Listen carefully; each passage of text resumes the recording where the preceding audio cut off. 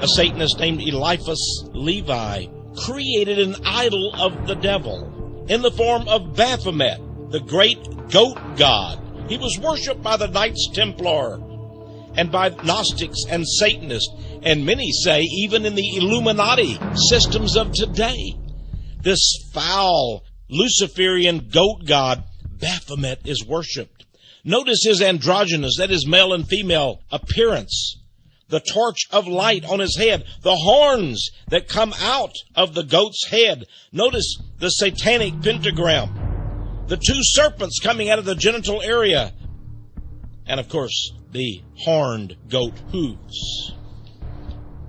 Now it's interesting that Aleister Crowley, known as one of the most vicious and most horrible Satanists of the 20th century, was in fact a man who called himself Baphomet, and in his book, The Book of the Law, published in 1904, Aleister Crowley, the great British Satanist, who once bragged that he was the wickedest man on the planet and self-styled his own being as the Antichrist, signed in that book his name. But it wasn't Aleister Crowley. He signed the name Baphomet, and this was the symbol of the seal of the Grand OTO, that is a secret satanic organization of which Aleister Crowley was the head. His seal was Baphomet.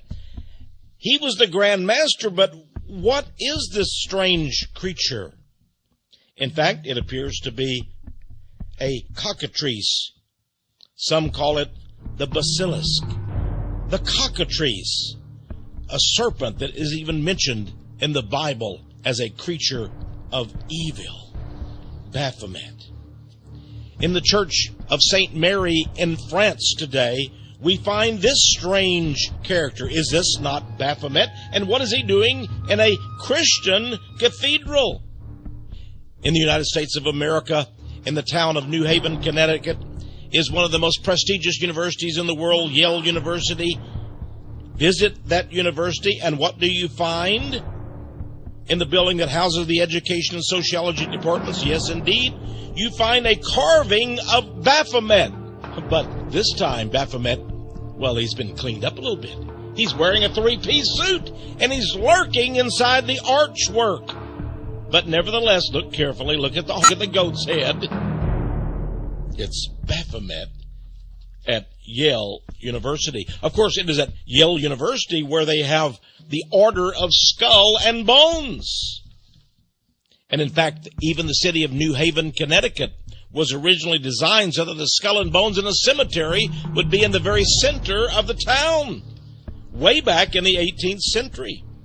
Of course, the skull and bones, as is shown from this page 158 from the book Richardson's Monitor of Freemasonry, an authoritative source, we find that in one of the Masonic rituals, the sacred word of Satan, Abaddon, is expressed, and we see a black and white drawing of the skull and bones. The horns of the devil seem to be, well, let's just say they get around. They're everywhere. And when we see these horns, of course, they can simply be horns of a bull or an oxen or another creature, or of something like this being. This is a recreation from the book of Secret Teachings of All Ages by Manly P. Hall, a 33rd degree Mason. And this is said to be Jupiter, or Pan, the horned goat god. Did you know that even the Ionic column, very common in architecture today, is actually based on a ram's head horn, the horns of a ram's head? This is a horned Celtic god that was once worshipped back in Germany before the time of Christ. In the British Isles, Cernunnos was a druid horned god of nature.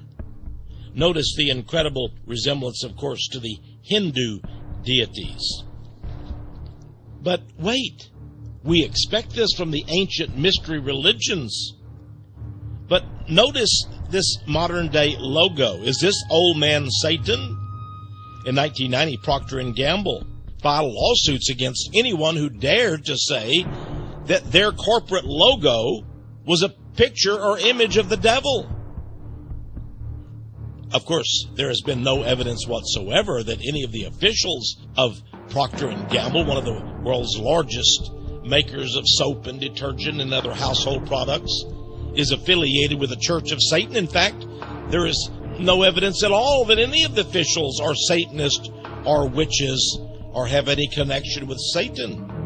But this old corporate logo is very, very suspicious. Perhaps Procter & Gamble has no knowledge of the true meaning. But does that not look like horns and the old man in the moon?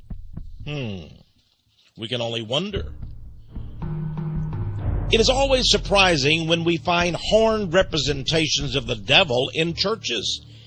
Here, Peter's Cathedral in the Vatican in the city of Rome, we find, this statue of Moses by the famous artist Michelangelo. But wait, do you see the horns coming out the head of Moses?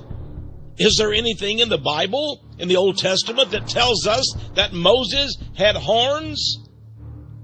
Could we call this simply artistic license? Or is there another hidden meaning?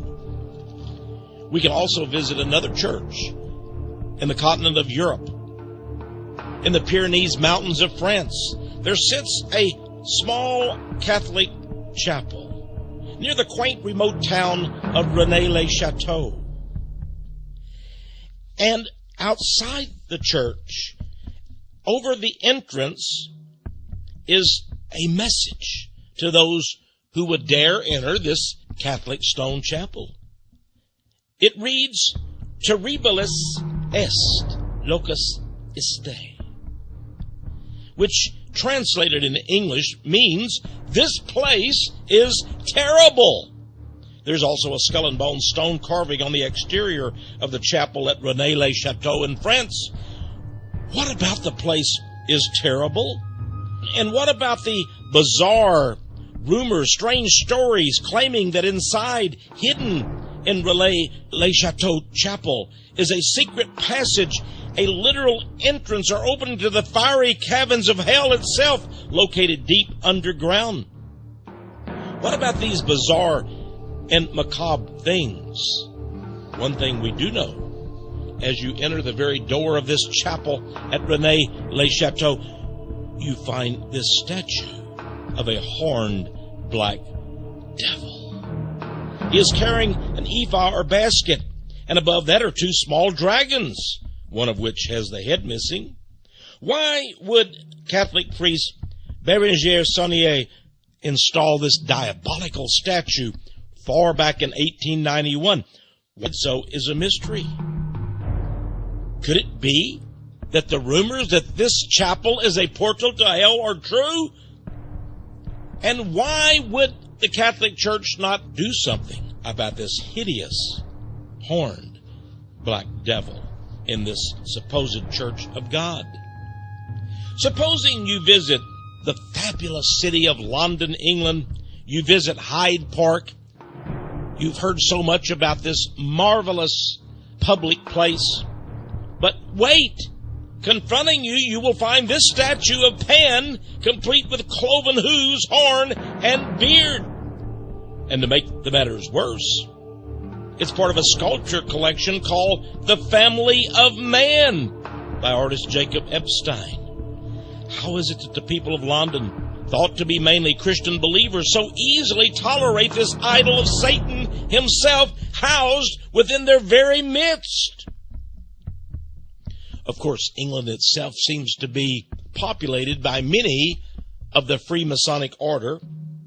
England's Grand Lodge reveals that it too has a lot of devotion and reverence for these pan-like winged beings in this case.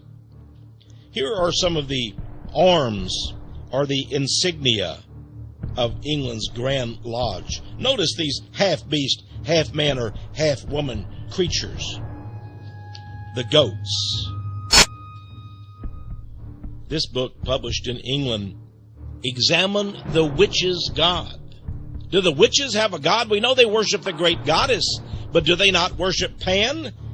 And is Pan not shown here on the very cover of this book, the witch's god? Indeed he is.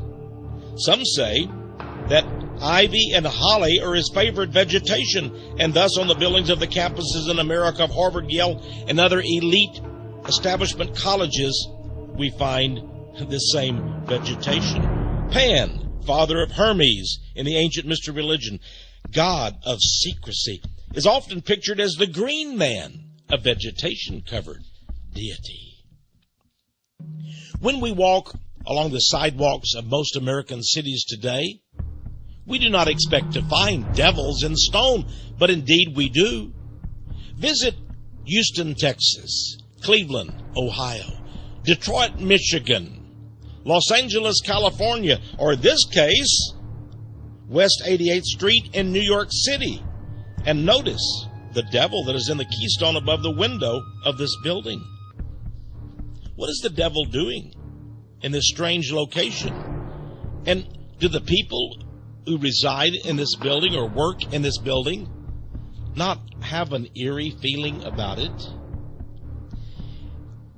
In Hollywood, California, the building that houses the Motion Picture Producers of America organization, have this devil, again with horns, in stone on the facade outside.